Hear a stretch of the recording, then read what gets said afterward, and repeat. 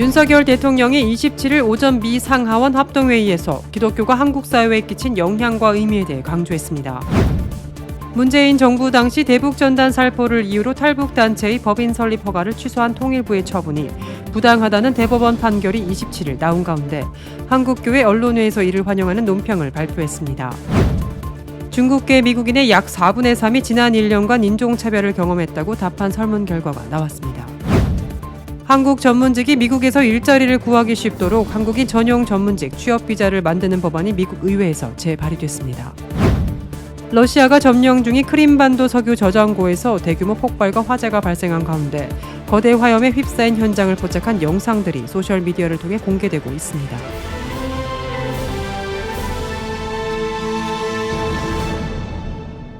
첫 번째 소식입니다. 윤석열 대통령이 27일 오전 미 상하원 합동회의에서 기독교가 한국 사회에 끼친 영향과 의미에 대해 강조했습니다. 윤 대통령은 미국 워싱턴 DC 국회의사당에서 연설 중 대한민국 자유의 가치는 기독교에서 왔으며 미국 선교사들이 한국 독립과 건국에 큰 역할을 했다고 말했습니다. 윤 대통령은 19세기 말 한국에 온 호러스 언더우드, 헨리 아펜젤러, 메리 스크랜튼, 로제타 홀 등 미국의 선교사들은 학교와 병원을 지었으며 특히 이들은 여성 교육에 힘썼고 그 결과 한국 역사상 최초로 여성들이 교육, 언론, 의료 등 다양한 분야의 사회활동에 진출하는 기반을 닦아줬다고 말했습니다. 윤 대통령 이전에 미국 상하원 의회에서 연설한 전직 대통령은 이승만, 김영삼, 김대중, 이명박, 박근혜 대통령 등 5명입니다. 윤 대통령은 역대 대통령 중 처음으로 미 의회 연설에서 기독교의 중요성과 역할을 언급했습니다. 윤 대통령은 이번 연설에서 북한 인권 개선에도 목소리를 높였습니다.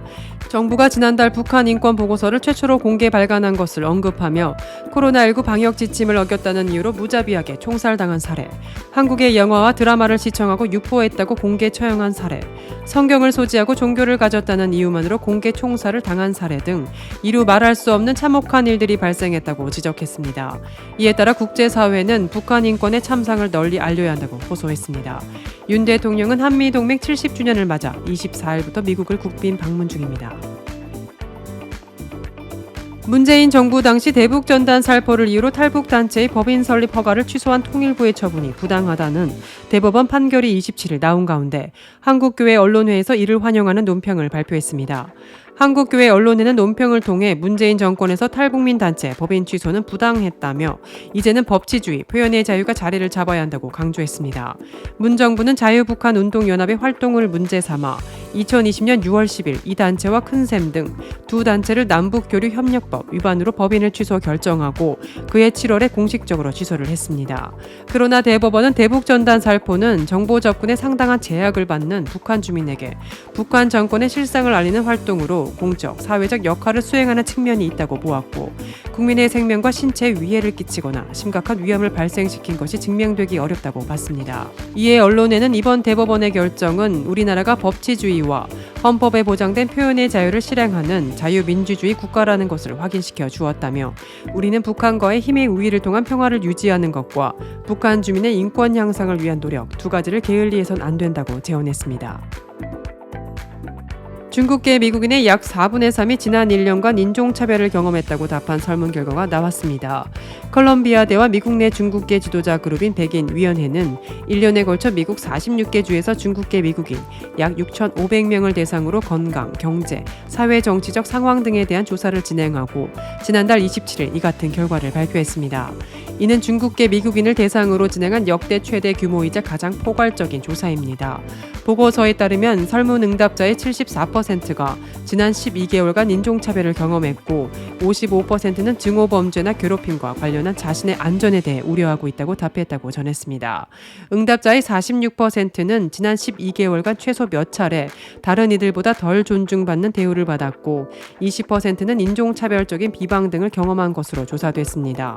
9%는 신체적 위협이나 공격을 받았고 7%는 재산이 파괴됐다고 답했습니다.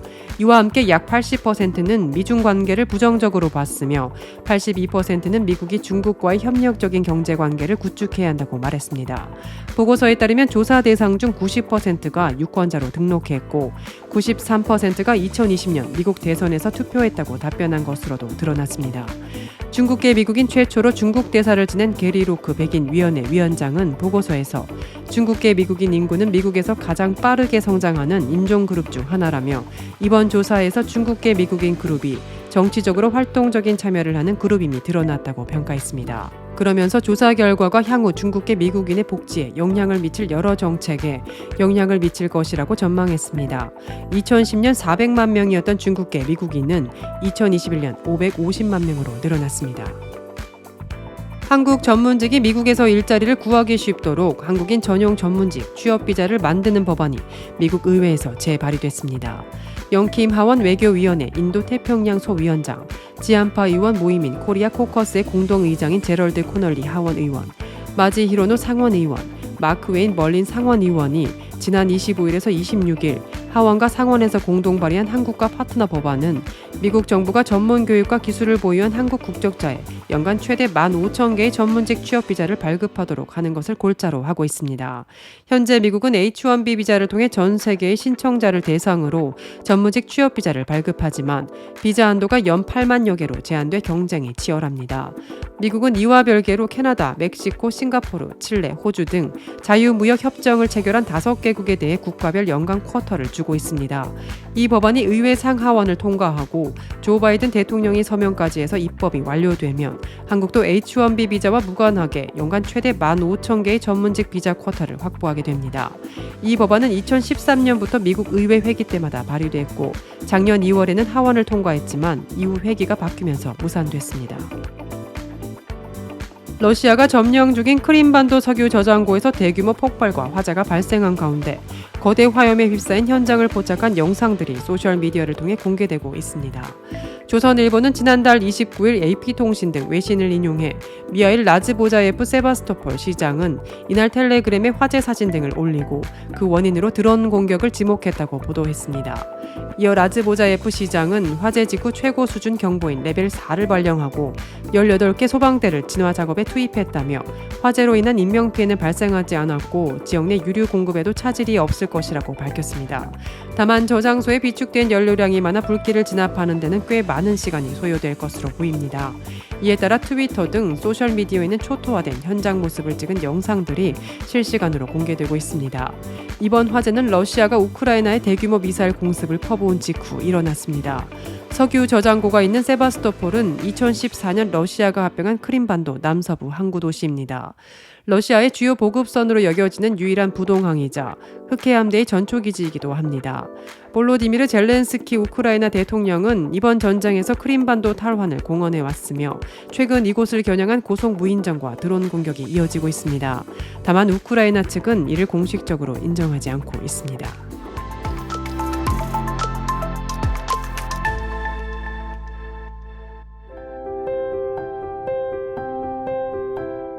세상을 밝히는 크리스천 소식입니다. 초록 들판엔 시공간을 넘나들듯 길이 나 있고 파란 소는 들판을 달립니다. 고구마가 가득한 소쿠리 앞 가족의 모습은 정겹기 그지없습니다. 풍경화에 상상력을 보탠 그림 곳곳엔 교회도 빠지지 않습니다. 지난달 26일 서울 종로구 인사동길 갤러리 라메르에서 개막한 정옥희 전시전 자연의 풍경에서 마주한 그림들입니다. 작품을 그린 주인공은 한국 나이로 98세, 100세를 코앞에 둔 정옥희 권사입니다. 4년 전 요양원에 머물고 있던 그는 둘째 사위의 권유로 처음으로 붓을 들었습니다. 그 후 매주 한 개꼴로 지금까지 200점 넘는 작품을 세상에 내놓는 그는 한국판 그랜마 모지스라 할 만합니다. 안나 메리 로버트슨 모지스는 70이 넘는 나이에 그림을 그리기 시작해 101세로 세상을 떠나기 전까지 그랜마 모지스라 불리며 미국인의 사랑을 받았습니다. 한국의 그랜마 모지스는 특별한 이력이 하나 더 있다.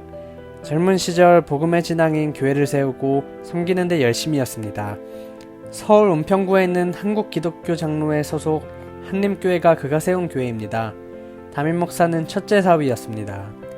사위가 뇌경색으로 쓰러진 뒤엔 그의 첫째 딸이 목사 안수를 받아 사역을 이어갔습니다. 팬데믹으로 요양원 면회조차 금지됐을 때도 정권사의 붓질은 멈추지 않았습니다. 이제는 귀까지 어두워 대화도롭지만 작품들 곳곳에 등장하는 십자가 첨탑의 교회들이 정권사가 건네는 또 다른 미소 같습니다.